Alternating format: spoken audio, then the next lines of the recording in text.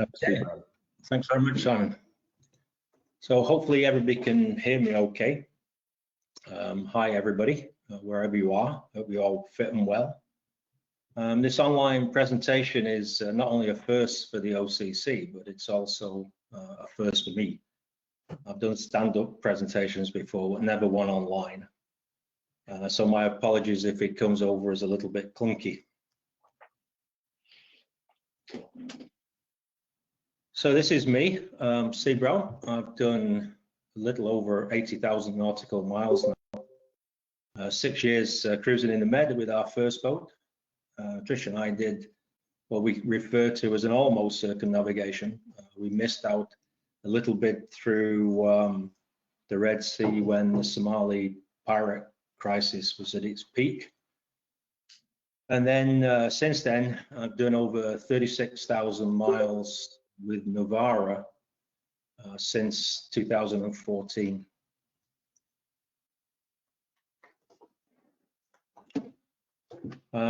We bought Novara in Camden in Maine in February of 2014. We then spent 2.5 months preparing it for a series of planned adventures. Together we headed north to explore the east coast of Baffin Island before going on to transit the Northwest Passage in what turned out to be quite a difficult ice year. 6 months was then spent exploring Alaska before heading south through the inside passages of British Columbia, onto the Mexico's Sea of Cortez, then Ecuador and Easter Island. 2017 saw us working our way south again to explore the Chilean channels, Patagonia and Tierra del Fuego, before we headed over to the Falkland Islands, where I left Novara for the Austral winter. Returning in the Austral spring, we then headed to South Georgia for a sailing and mountaineering expedition before returning to Stanley to prepare for our expedition to Antarctica. Following on from the trip I'm going to talk about tonight, we headed north, exploring the coast and rivers of South America, and then on through the Caribbean and back to Maine.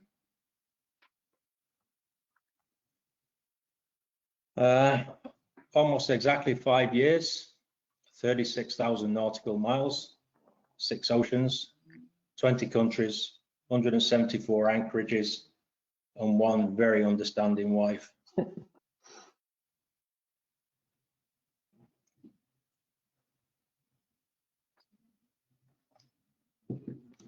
So Novara is the first of only 3 aero-rigged schooners in the world, and she was designed and built for high latitude cruising. Centerboard design gives a very shallow draft.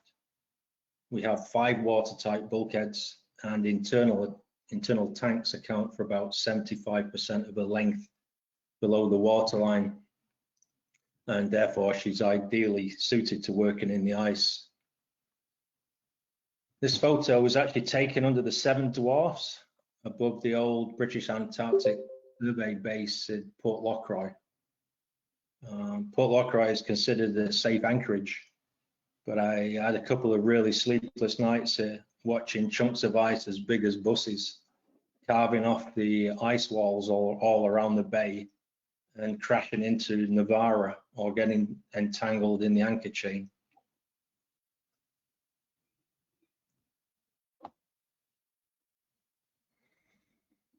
Our plan was to head south across the Drake and then work our way down the Antarctic Peninsula, exploring the coast and the islands as we went. This was the 3rd crossing of the Drake for me, and without doubt the easiest to date. Winds were never more than 35 knots and seas were always manageable. The return trip was a little more boisterous, but very fast. And as always in the Southern Ocean, we had constant companions. 3 types of albatross, with the magnificent wandering albatross with its enormous 11-foot wingspan.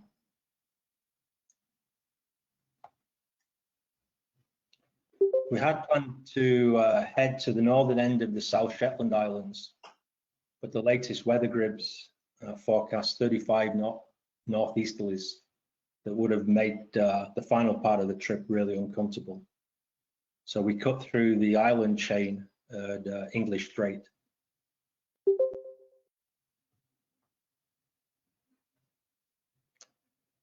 But the 35-knot forecast turned out to be 45 knots and building, and eventually conditions deteriorated, and we had a full-on blizzard. And you can actually see the ice beginning to build up on the boat here. And so the decision was taken to shelter inside Deception Island's volcanic caldera. This would give us 4 alternative anchorages inside this sheltered island. But first we had to negotiate Neptune bellows, the very narrow entrance into the caldera. This photo was taken on the way out. On the way in, we saw absolutely nothing.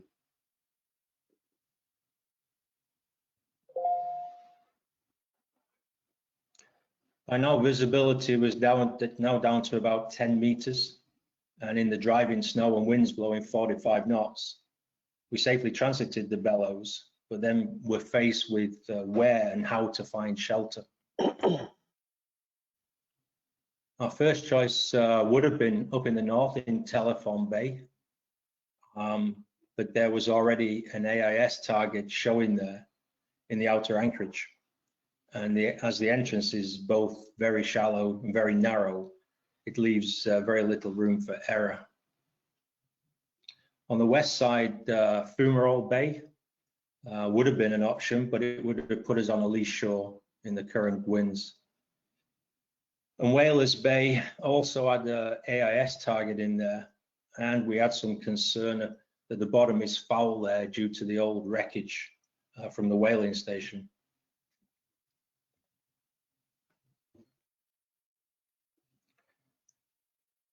We did consider waiting until the weather improved to anchor, but there was already 1 Argentine supply vessel and 2 expedition cruise ships doing donuts inside the caldera.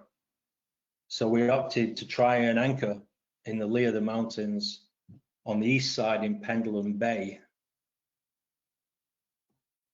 But by now the weather was extreme, visibility down to almost nothing. Constant wind speeds 45 knots, and just walking about on deck was hazardous. But as we maneuvered ourselves into position, we began to drop the anchor. We're hit by a 90 to 100 knot gust and knocked onto our beam ends. With water flowing over the cockpit winches, the knockdown washed the aft main sheet over the side and around the prop. Fortunately, Navarra's got very high bulwarks and stainless steel stanchions, and Bjorn was actually washed out of the cockpit and would have gone through standard lifelines, but Navarra's construction made sure that we kept him on board.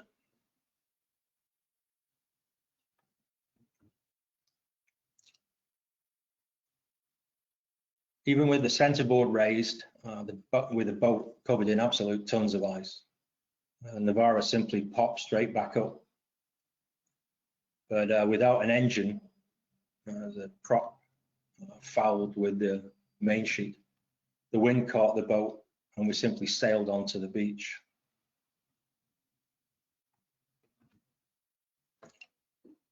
Attention to detail is critical when sailing in extreme conditions. This jib was only a few weeks old, but a faulty spring on the jib sheet jammer allowed the line to slip and the sail to unfurl. A 1,200-pound sail lost because of a 1-pound spring.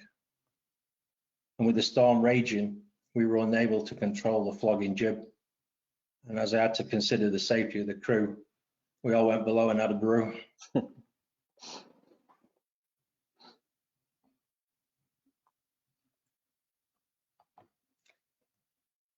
When things had improved a little bit, the wind had dropped and the snow was much lighter. We pulled down the main jib, and Alex dived on the prop to free the main sheet in readiness for us trying to get off the beach.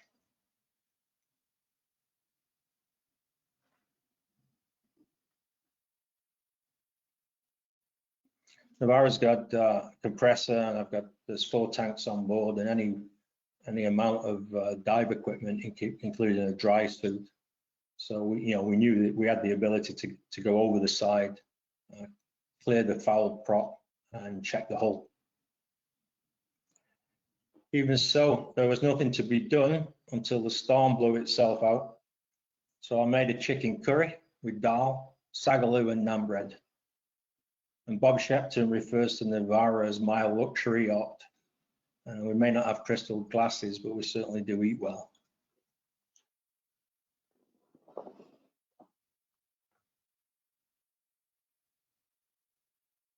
We were in communication with the bases inside Deception, and also the captain of the Argentine supply vessel. And he had on board a landing craft with a 300 horsepower engine that he sent over to see if they could pull us off the beach. But we'd missed the next high tide, and on a falling tide, it proved to be absolutely impossible.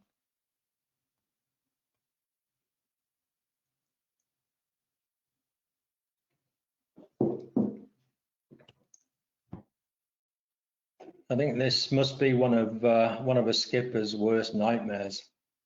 And unfortunately, it was high water when we went aground. But both the vessel and the crew were safe. We were warm and well fed. So in the short term, there wasn't actually anything to worry about. But there's probably not many skippers that whose claim to fame is to be knocked down and run aground inside an active volcano in Antarctica.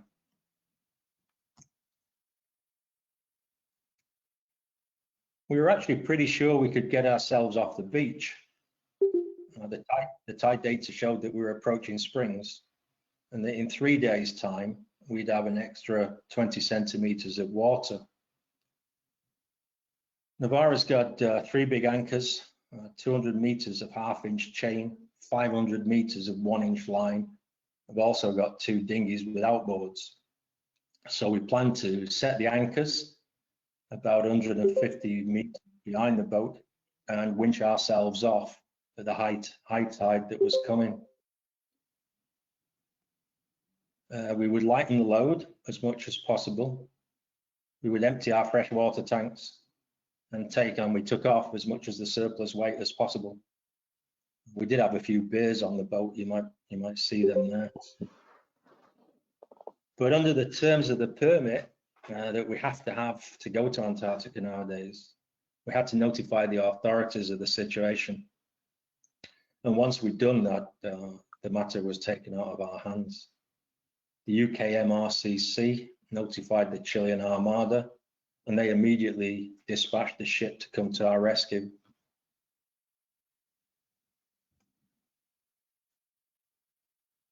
Within 24 hours, the Chilean support vessel, the Lautaro, arrived from the base further north on King George Island.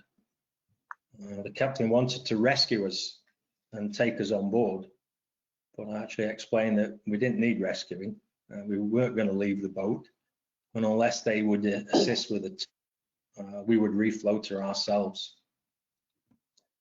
But after signing lots of disclaimers absolving the Armada from any liability, they agreed to try and float us off at the next high tide the following day.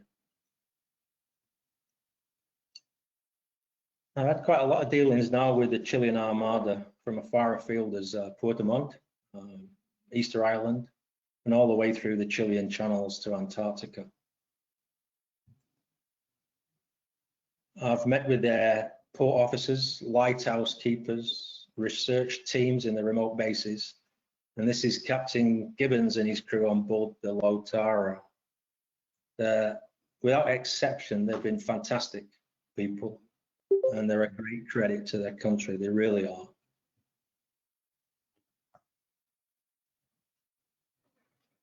As it turned out, it was quite an easy task to refloater. We waited till the tide was almost high. And then even before the tow line, the Latara was about 150 meters off the stern of Navarra. And even before the tow line had come tight, the boat literally just slid off the beach back into deep water. We headed into the protected anchorage here in Telephone Bay. We checked out all the boat and the systems before deciding to continue south on our adventures. I said earlier that Telephone Bay is a fantastic spot, but in 45 knot winds and zero visibility, trying to work through that narrow anchorage that is very shallow as well, would have been fraught with danger.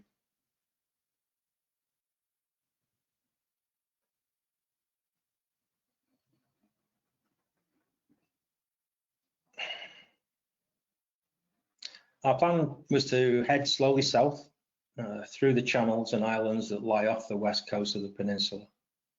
This would take us through some stunning scenery, would allow us to visit some of the research bases that lie along the coast and on the islands, and also to get ashore whenever possible.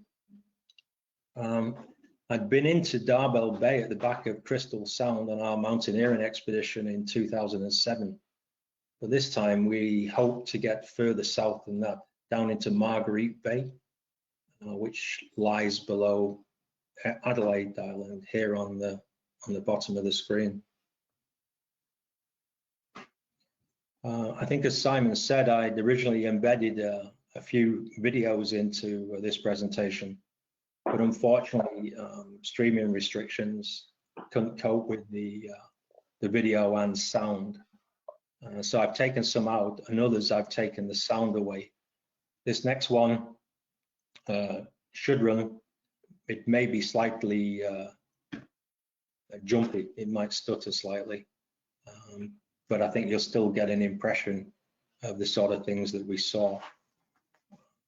We also had a drone on board that we had a permit for using for navigation through the ice, and also on land when we were searching out crevasses. And it proved to be a tremendous asset in terms of gaining fantastic imagery and keeping them alive in the memory.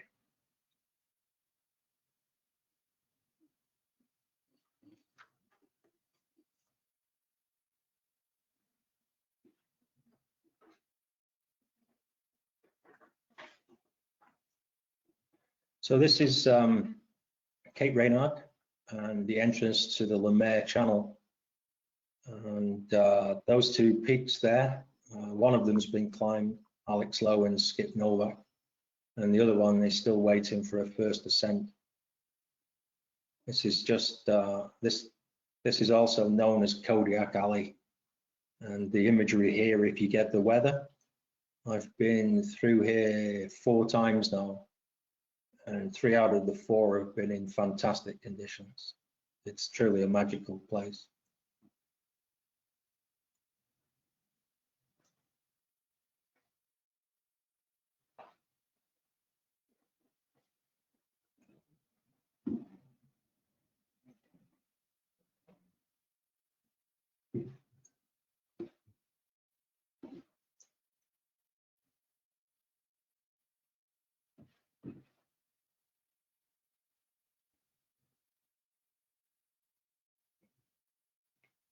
Once we were through the Lemaire,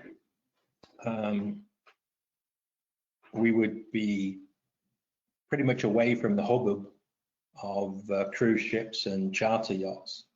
But this is the sort of thing that you see down there. This is the Fram. It's a Norwegian ship. Normally runs the Hurtigruten up along the coast of Norway. But the Norwegians send 2 or 3 of these down to the peninsula and channels every year. And this one is the Fram. They come in all shapes and sizes, including, this is the bark Europa. And from around the beginning of December to the end of March, there's probably 40 plus cruise ships, charter yachts down on the peninsula at any one time. But our journey was going to take us further south through the islands and reefs of the Grand Didier Channel, but we had very poor visibility and really bad weather, and so we had to take shelter first of all in Leroy Island, which you can see top center of the screen, and we stayed there overnight before continuing on. The southern end of the Grand Didier is a choke of islands and reefs, a lot of it uncharted. The central channel is reasonably well charted, but the rest of it almost not at all. And it was here that we were stopped by a combination of 7/10 ice and massive grounded bergs.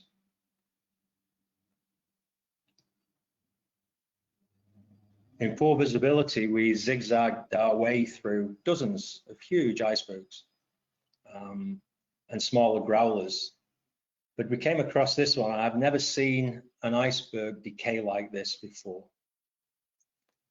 These huge columns were left standing with ice around them collapsing into the sea.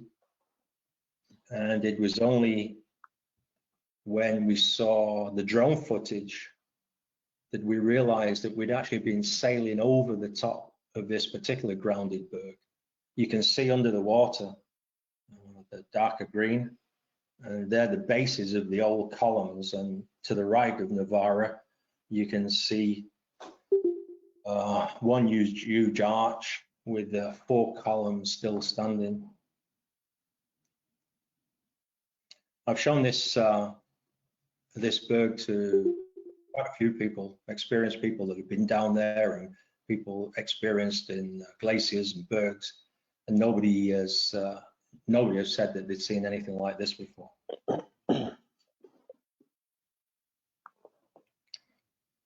Now, this and the next slide show pretty much what the conditions were like off the coast of Dogman Island. It was pretty clear that there was significantly more ice in the water than there had been when I passed in 2007.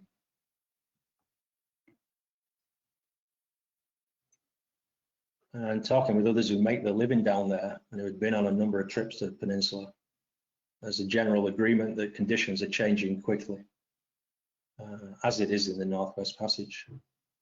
More ice is in the water, and it doesn't equate to colder conditions. In fact, just the opposite. A warming climate is accelerating the melting of the sea ice each year, and that in turn allows the glaciers to carve in ever increasing quantities into the sea. So stopped by the ice, we had very little option but to turn back and head back north and seek our fun elsewhere. That trip gave us fantastic days, superb blue skies, but others with zero visibility, snow and rain.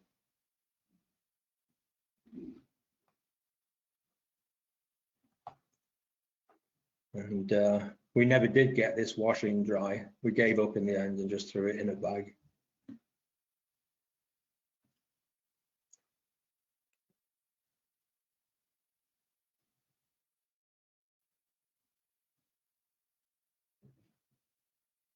This was, we had snow overnight when we were close to the Ukrainian base, the old British Antarctica, Falklands Island dependency base that was called Faraday and is now the Ukrainian base, Benatsky.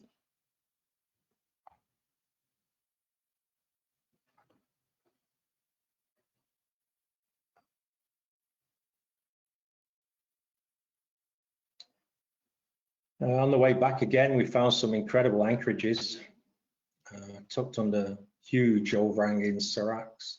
This one on to Hummock Island.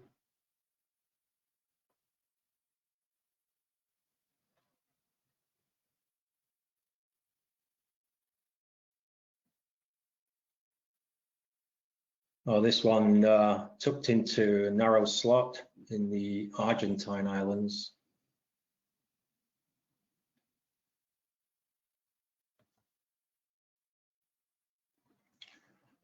Or alongside the Gouverneurin, which is probably the only marina in Antarctica.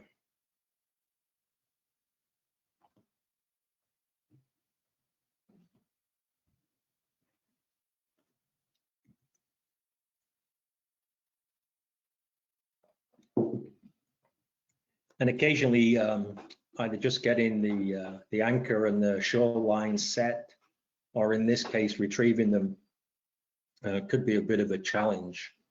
Again, snow overnight and ice in the water from the carving faces all around the anchorage.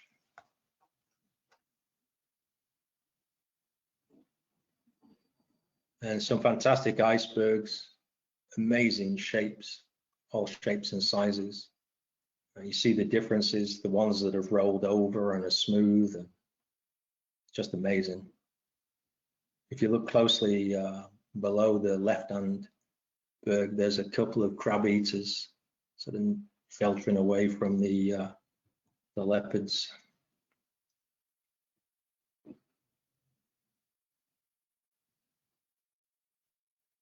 I decided to take a close look at this berg that was actually floating down the Auraria Channel. So this is not grounded, it's floating.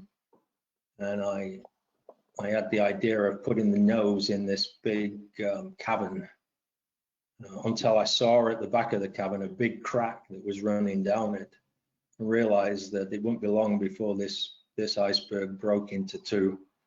So I backed out of there pretty quickly.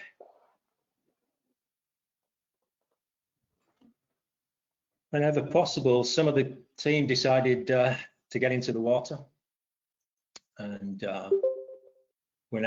if they could, they got in there. We dived on the wreck around grounded bergs, and frequently with penguins for company. Pretty magical.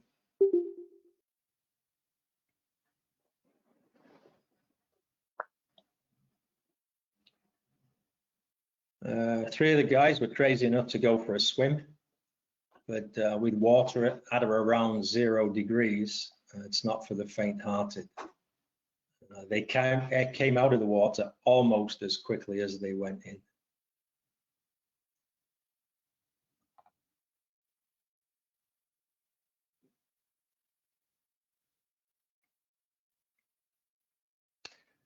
We also had some incredible ski touring opportunities with awe-inspiring. This one is above the anchorage at Hummock Island. And this one above our anchorage at Portal Point on the Recluse Peninsula. And you can see Novara in the middle foreground. This is Queen Charlotte Bay, just a stunning, absolutely stunning bay. It's good ski touring.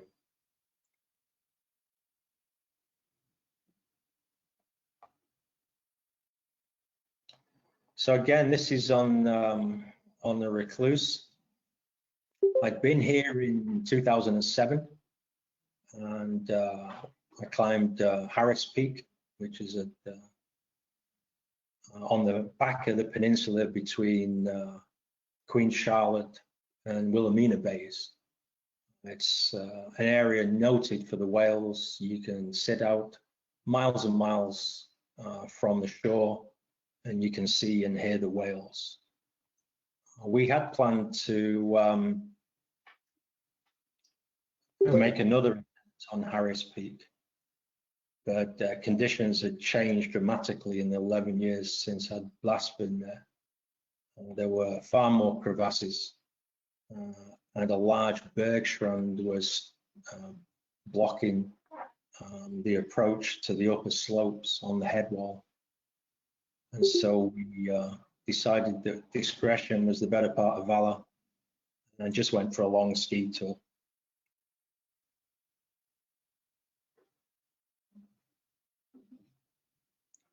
Again, my apologies for the images being a little bit jerky, but I've actually put a compilation together and on the OCC website and on YouTube as well. So if anybody wants to see the aerial footage, or some of the aerial footage we took, I've put about 6 minutes together with sound as well, and you'll get an impression of what it was like. It's absolutely beautiful.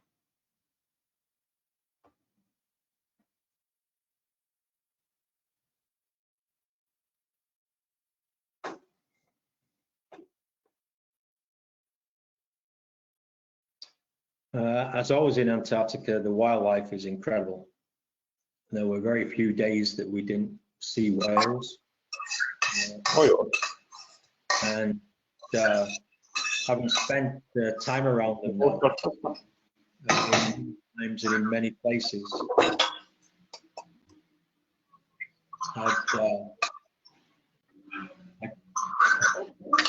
somebody's making dinner. I'm just trying to mute.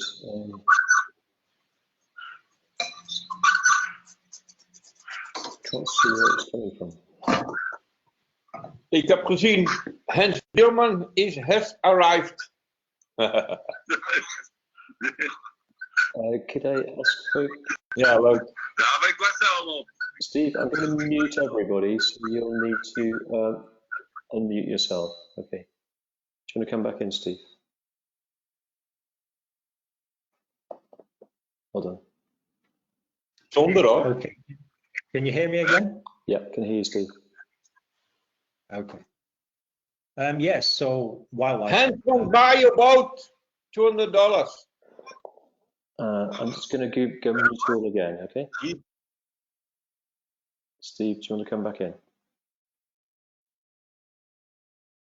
Okay. Yeah. Can you hear me okay? Loud and clear, nobody else on the line, yeah. Okay. So yeah, so the wildlife is incredible down there. We saw whales almost every day. And I've spent quite a bit of time around them now, many times and in many places on the trip. So I've come to understand a little of their behavior.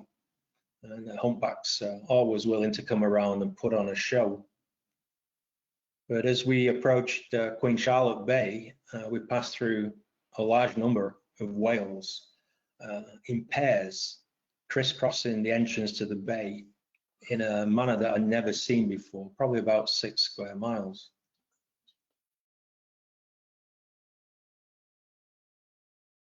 Steve, you've muted yourself. I can't hear you at the moment, so. Can you hear me now? Yeah. Okay.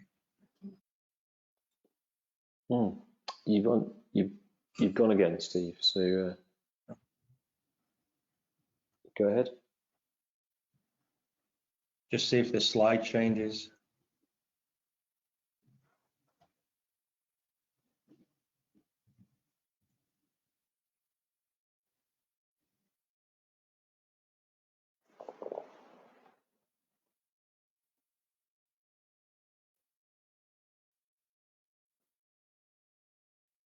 Is that a problem on your computer, Steve, or is that a streaming issue?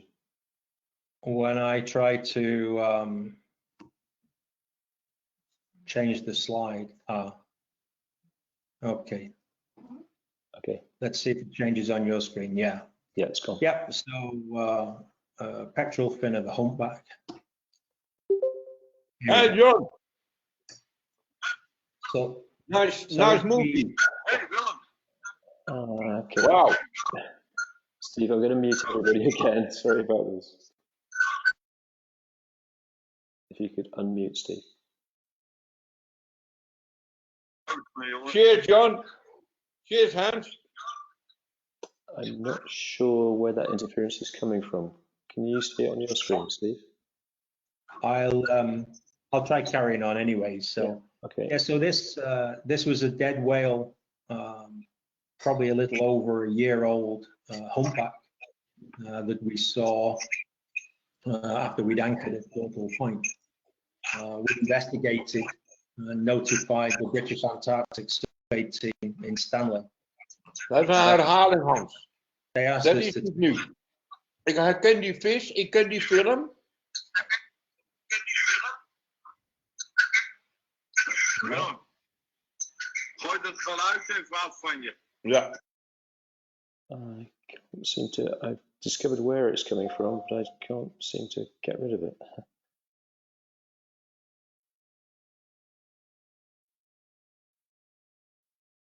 Yeah, I think it's somebody dialed in using a phone, so I can't actually control their microphone. I can't hear it at the moment, Steve. Go ahead.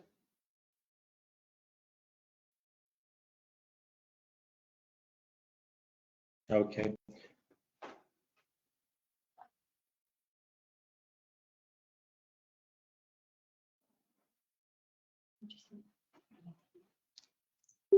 Steve, can you go ahead? Yeah. Yeah. The trouble is when now I've sort of muted it, it doesn't allow me to. Okay, so there's the next slide. Okay. Okay, so you can, yes, so I've changed the next slide. You should see that one now. So yeah, the guys in Stanley asked us to take tissue samples for analysis. And they also asked if we could take a baleen plate. Well, even in a young whale, a baleen plate is about 3 foot long and certainly beyond our freezer capacity. So that wasn't possible. There was no evidence of collision. The whale was unmarked as far as we could see, nor attacked by orcas. And it's difficult not to link the behavior of the humpbacks in the bay with this young dead whale.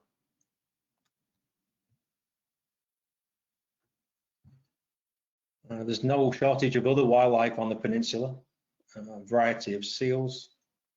These are crab eaters up on an iceberg. This beautiful tern taken by Björn on the wreck of the Guvernören. The always aggressive skuas who will attack you if you get too close to their nests. And plenty of leopard seals. And if you're lucky, you'll see them hunting for the penguins in the water or lying off the ice edge, waiting for the penguins to come and go. At this time of year, it's a busy time for the parents feeding the youngsters. And you'll see at least 3 different types down there: gentoos, adelias, and these well-fed chin straps.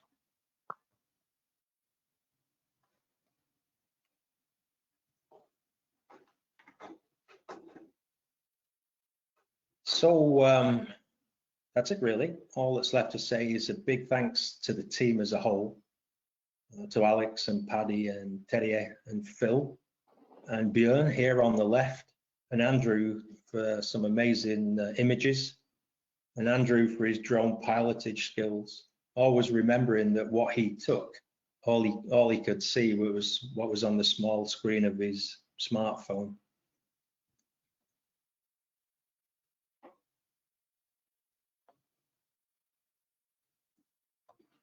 I'll close with another drone video clip.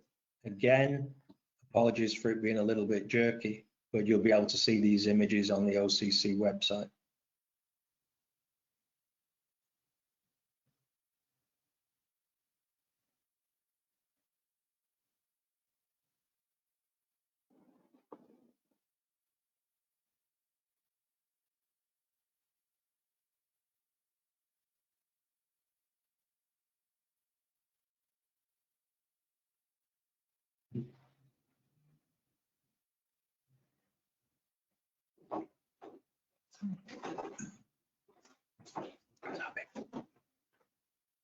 So this is an amazing bird we saw in the entrance to the Lemaire, and we put the drone up, flew over the top of the berg, and captured Navarra as we steamed slowly down through the Lemaire Channel.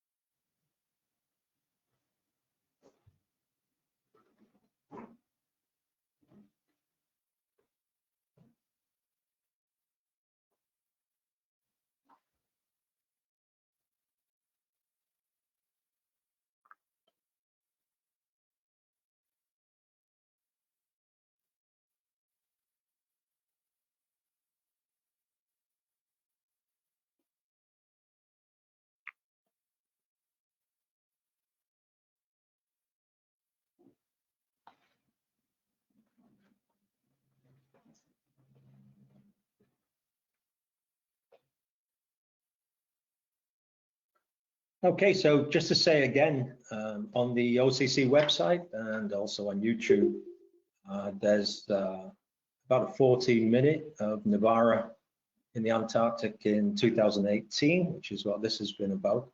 And that's actually got some, obviously good still photos, but also some good video showing our trip down the Bransfield Strait, our knockdown, etc., etc. And then I stitched together about 4 or 5 drone clips that is also up there now, called Antarctica from the Air. So hope you enjoy those. Steve, what a fantastic talk.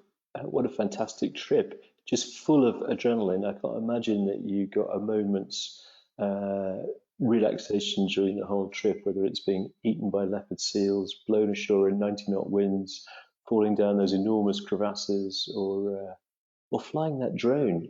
How did it survive? It's probably the most stressful moments of my life, trying to fly a drone from the boat. But an amazing presentation. Thank you very much. My pleasure. I'm going to, if people could start logging their questions, that would be great. If you do that by chat, and I will call upon you one-to-one. I'm going to ask Tony and Jill Vasey to unmute their microphone.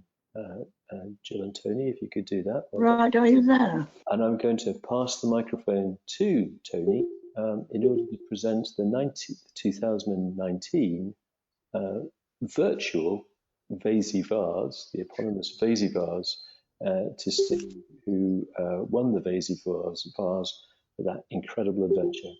Tony. Hello. Congratulations, Steve, on a wonderful trip and a lovely set of films. I'm sitting here in the kitchen looking at Paddy Barry going through an iceberg. I'm disappointed that you didn't go through the iceberg. Well, anyway, thank you very much for the talk. I know that place well. We anchored just near where you went aground, but we're in a 10,000-ton cruise ship. okay. So we weren't in any danger of going on. It's a very interesting talk. I'm very pleased to award you the Vasey Vase. Well, thank you very much. It's a great honour to be added to the list of other recipients, and there's some fantastic memories, and hopefully we're going to go out on more adventures and create new memories. So you never know, I might be here again doing another one, hopefully not virtually. You're in good company. Simon got 2 years before you. I've never qualified. Thank you very much for a very interesting talk. Yeah, I think. Thank you very much, and thank you for the award. It's much appreciated. Yeah, as I've said before, 2016 was a lean year for Vasey Vase applicants. Nothing in your league there, Steve, but thank you very much. We have lots of questions, I believe. Sally's been diligently emailing them to me. We have a question from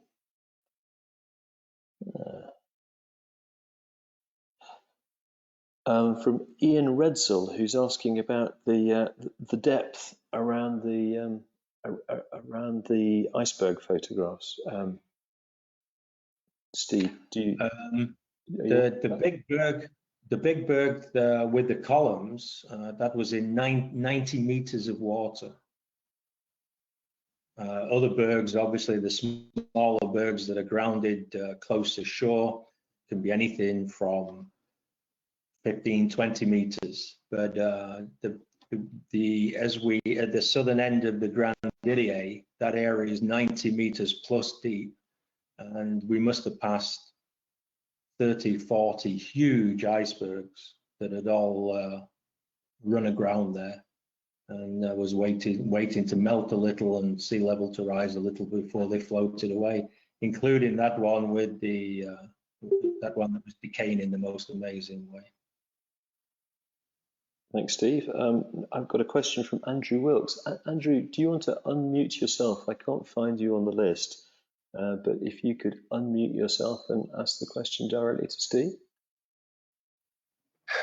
Hello, Steve. A couple of questions, if I may. One is I wondered how you got on with the permissions needed and getting insurance for that trip. And if there's time, I'd also like to ask you if you could say a few words about the rig, which looks really interesting. Thank you. Sure. Yeah, permits, it was much easier in 2007. The highlight in 2007 was we had to put a notice in the Times in the same way that Scott and Shackleton et al. had to do, which was a big buzz. I've still got the original announcement. And it was relatively simple. We had to do, because we were staying on land as well, we had to do certain environmental considerations. We had to say what we was doing, how we was going to control it, and a little bit of risk assessment. I first approached the Foreign and Commonwealth Office, the Polar Desk, about a permit a year before we went, and it was obvious then that there was a lot more restrictions. It was actually in doubt they were going to let us go. They were talking about us needing an ice pilot, talking about us needing an expedition leader, and I sort of pointed out to them that I'd just come through the Northwest Passage. I'd been down there before, and I'd organised any one of a number of mountaineering expeditions. So why do we need these things? And it was a very small boat, and there was no spare bunks. So in the end, with the support of a few other people, we convinced the Polar Desk that we were capable and would look after ourselves, and we received permission. Insurance-wise, at that stage, I've got an extended track record with Topsail, and they insured us, but not for ice damage to the hull, and also with a huge excess. But that's realistically, that's probably the last time I'm going to be able to get full insurance or almost full insurance for high latitude cruising. And in future, it may well be that we just take out liability insurance and carry any risk ourselves. Thanks, Steve. I think we asked, Andrew asked the question about the rig.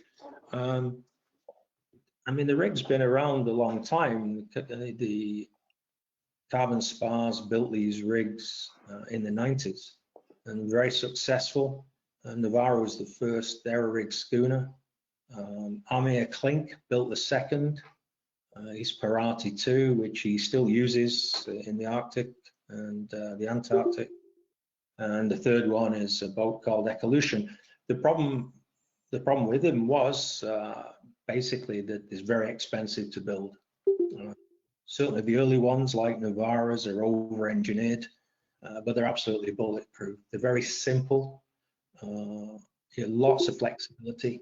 I think I wrote an article for Yachting Monthly about the aero rig, and I love it. For the sort of sailing we do, I can depower the boat in a second simply by letting the main sheets go.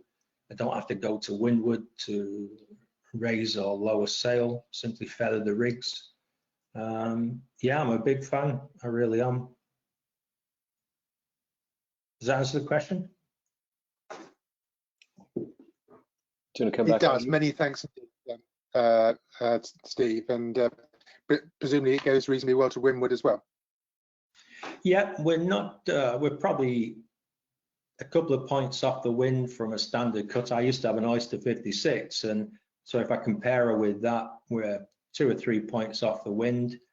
But frankly, if you come off the wind just a little bit, we're as fast, if not faster. We've got huge roach mainsails, so in light winds, we go downwind really quickly. We have all of our sails set. I've got tree reefs in both the mains, and we've also got storm sails, trysails on their own tracks in the stack packs. So I can go, you know, I've basically got 4 gears on each mast, so I can go up and down the gears. We generally carry a little more sail forward than we do aft,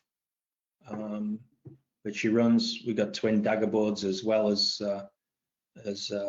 13-foot center boards. So we go downwind really well, and we track straight and true. I like it, what can I say? Thank you very much, Steve. Welcome. I think we've got a question from a statement. We've got a statement from John Franklin, Steve, who says that your plaque is awaiting you. I'm not quite sure how we're going to get it to you, but I suspect it'll arrive by post in France to you at some stage. We've got a question from Neil and Helen McCubin in Quebec, I believe. Neil, do you want to unmute your microphone and come in? Okay, I was just wondering roughly how many days good weather, bad weather, and okay weather did you have when you were down there? Let's say when you're south of Cape Horn. Yeah. If I take the two trips, 2007 and 2018, they were pretty similar actually. We probably had 2/3, probably 1/3 bad weather, 1/3 okay, and 1/3 good weather. In terms of stunning blue sky days, probably 15 to 20% tops. But it depends, you know, you can be lucky and you can get, you know, 50, 60% blue sky day. I've been down there twice now, and both times we weren't unlucky, but we weren't lucky either. Sounds a bit like sailing in Scotland. Yeah, probably actually. Yeah, we're headed to Norway next, and I suspect it's going to be very similar. Oh, Norway's great. We spent time there. Thanks very much, and congratulations on a great presentation. Thank you very much. Thank you for that. I've got a question from Hakon. Sorry, I don't know the surname. Hakon, do you want to unmute your microphone?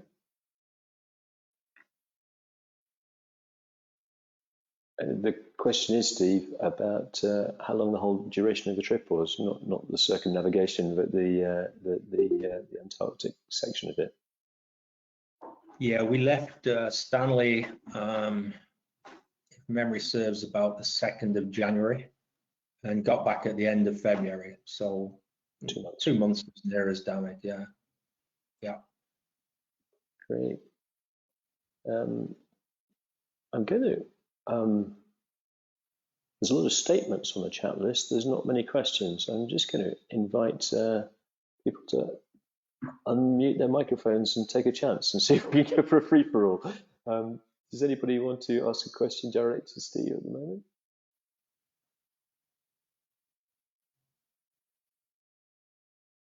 Hey Steve, it's Tony Gooch. Thanks for the great presentation. Fabulous pictures. Just amazing. Thanks. Cheers, Tony. You're welcome. I'm glad you enjoyed them. Yeah. A question from me, Steve. Did the drone actually survive the trip? I've heard of so many auto ditching in the middle of the ocean or flying into the mast, as happened to us. Did it survive the trip? It did. We launched it and retrieved it off the boat. Most of the time with the boat moving, we never stopped the boat to retrieve it. When Andrew was taking it through those, and if anybody goes online and looks at the videos, you'll see Andrew was actually flying it through those arches, through those columns on that big iceberg, and just absolutely amazing. At one stage, he'd gone in and he wasn't sure whether there was a roof above, and he couldn't find his way back out, so he flew the drone up, and sure enough, it came out into blue sky, and he carried on filming. Wow. But yeah, we flew it in sometimes in quite strong wind, and it did okay. And we never had a problem, and we brought it back safe and sound. Yeah, he's still using it. Amazing, amazing. I've got a question from Hakon. I don't know what the question is. So, Hakon, do you want to unmute your microphone?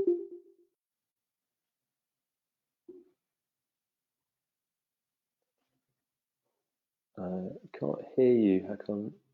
It's too long a list to scroll down, so I'll give you another few seconds to unmute.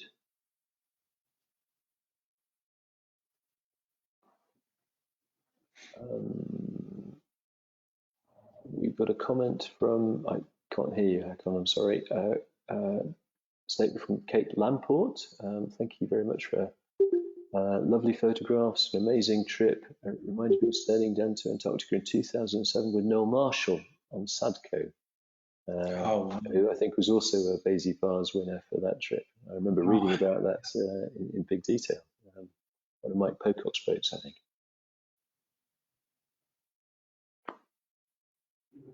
Stephen, a question from me. Yeah, first of all, brilliant talk, but also wonderful pictures. I was interested in the kind of anchoring side of things that you had, what the holding was like, what kind of anchor you carry, and how you went about it, whether it was very varied or very straightforward. Well, yeah, I mean, a real mixed bag, you know. Obviously anchoring in Deception is quite straightforward. It's volcanic, holding really good, and just single anchor. Occasionally, Navarra's got two 45-kilo anchors up on the bow. One's a CQR. I'm not a big fan of CQR, but it does its job. We need to know how to set it. And the other's a Bruce. If we've got a lot of chain as well, each chain's got about 100 meters. If I don't think one anchor's going to hold, then I'll set two anchors in series with 10 meters of chain between them. That's actually something we used a lot in South Georgia, and I also used on occasion coming down through the Chilean channels when there was issues with willow-oars with very strong wind. In Antarctica, I don't think I set two anchors in series at all, but we did set shorelines frequently. Sometimes I was going to put a photo on here of actually using our stern anchor draped over the top of a grounded iceberg, which was a bit novel, but there wasn't room to fit it in and would have needed explaining. But so yeah, we've got a stern anchor with two anchors on the bow, but generally in Antarctica it was a bow anchor with as much chain as we could manage and two or more shorelines, two off the stern and the anchor, or sometimes the anchor and four shorelines.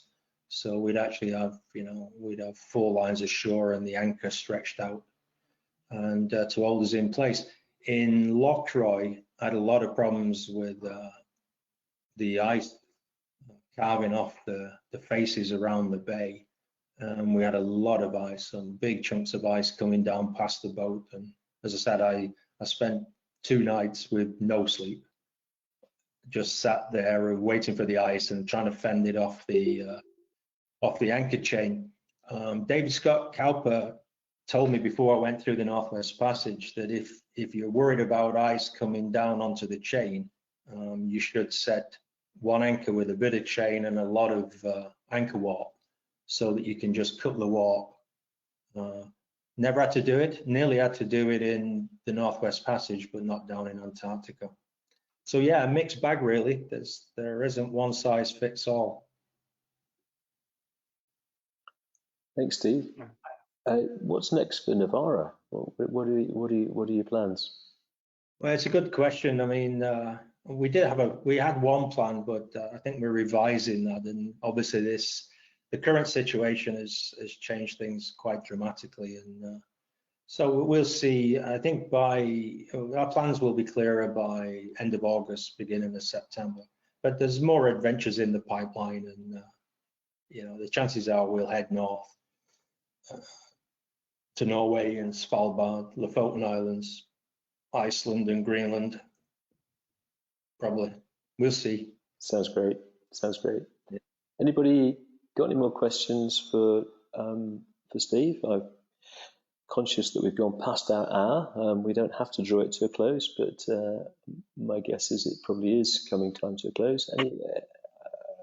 I would like to ask a question. Yes, I think that's I'm Judith. Judith. I think it says Hogan, but I'm Judith. Are you going to have a talk about South Georgia, Stephen? I'm happy to do one. I haven't been asked to do one, but I'm happy to do one. I've got a couple of presentations that I've been asked to do later this year, one for the Cruising Association, which is actually on the Northwest Passage. But that one covers the past, present and future. I've got another one for the RCC, which is one I've done before, that I put together for South Georgia and Antarctica. But if we see how these go, and if Simon wants me to do another one, I'm happy to put South Georgia one together. We don't have any drone footage there, but we do have some fantastic images again there. And that was an amazing trip. And just for the record, South Georgia is a whole league above Antarctica in terms of tough. Yeah, that I would really look forward to hear that. And I can just say, Norway, Svalbard, go, go, go. It's fantastic. Yeah, we're big fans of Norway. We've never been there in a boat. We've spent quite a bit of time there on land and ski touring, but we promised ourselves we'll go back there in a boat. Anyways, thank you very much for a fantastic talk. You're welcome. Thank you very much. Thank you, Judith. Anybody else want to come in?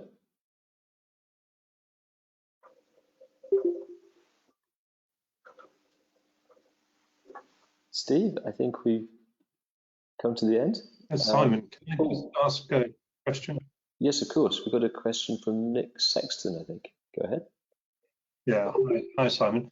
I wondered if Stephen could just tell us a bit about weather forecasts down in Antarctica, and you got caught out by a nasty storm when you arrived at Deception, but how generally are weather forecasts and the information that's available? Well, I mean, weather forecasts are astonishingly accurate nowadays, but the more you get into the high latitudes, into extreme conditions, the less reliable they are. And if it's forecasting 35 knots, it doesn't need to get too much worse for things to get uncomfortable. With regards to the passage down through the Bransfield, we were headed up initially up to King George Island in the north end of the South Shetlands, and forecasts change quickly as well. So down there I monitor the weather twice a day at the very least, if it's looking changeable. But a combination of the barometer and the latest grid files showed that the weather was going to build. It was going to be uncomfortable, and therefore to run with the weather south through the Bransfield was the obvious thing to do.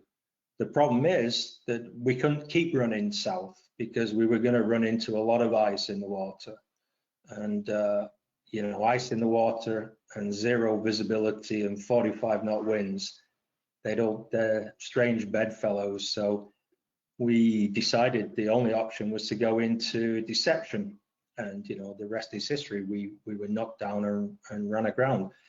And like all skippers, when something like that happens, you analyze the situation, you ask yourself what I could have done differently, and it's hard to know really. I think probably standing offshore and taking our chances in the mix of the two cruise ships and the supply vessel. But I'd never been into Deception before, so even though you see it on the charts, you never realize how big it is inside there, and how safe the water in the center is. So 2020 hindsight, we should have waited.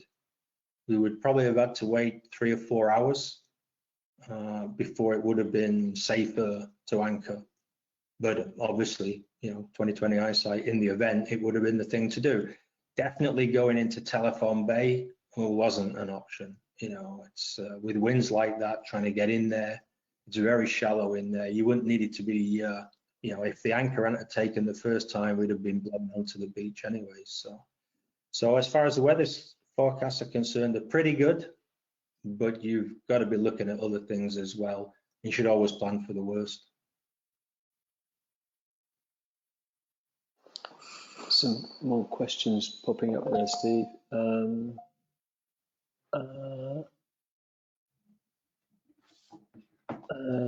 No, they're just all compliments. What we'll do is That's very nice. I'll copy the list and send them to you. But everybody is wowed by your presentation, as they should be, Steve. And we will definitely get you back to talk about South Georgia.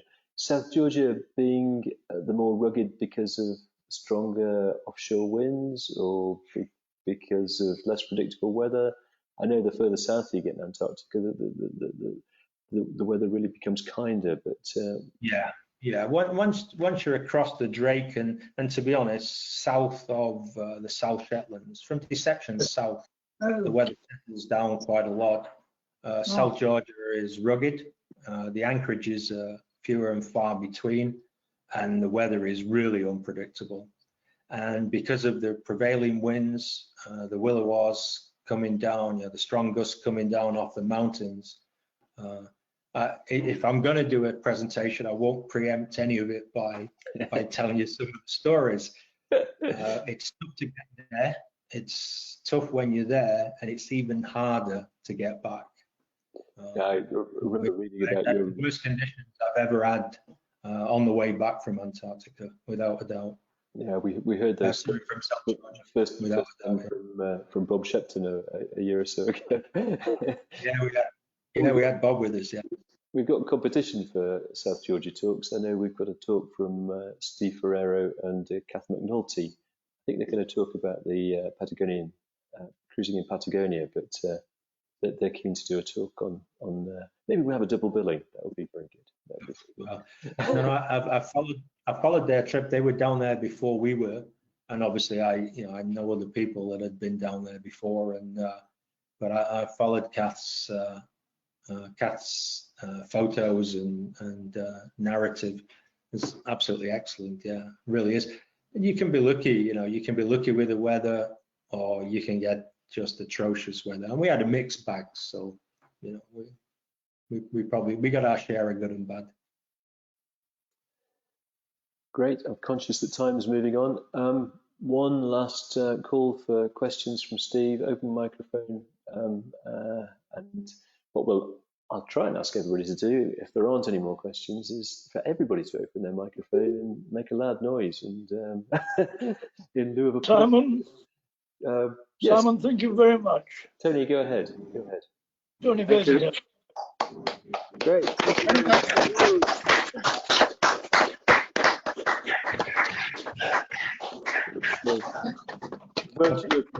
much. Thanks for pulling it all together, Simon. Oh, pleasure. It's not easier to do. It's like herding sheep, I guess. No, not at all. We've got an instant series of 6 created and lots of ideas for the future. Next week, we've got. We decided to hold the meetings around the time zone of the speaker, so that the speaker at least is awake. So it's going to be on Friday morning at 10 a.m. UK time, but the speaker will be in Tasmania. The talk will be by Jonathan and Andrea Mackay. We'll be talking about circumnavigating New Zealand, which they did some years ago in their rather lovely Van der Stad 47. So looking forward to that in a week's time. Slightly unusual time for those of us in the Northern Hemisphere, but looking forward to that. And we've got a full series of 6 talks. Steve, thank you very much for getting us off to a very good start. Thank you very much. My pleasure. Thanks, everybody. Good night. Thank you. Yeah, good night.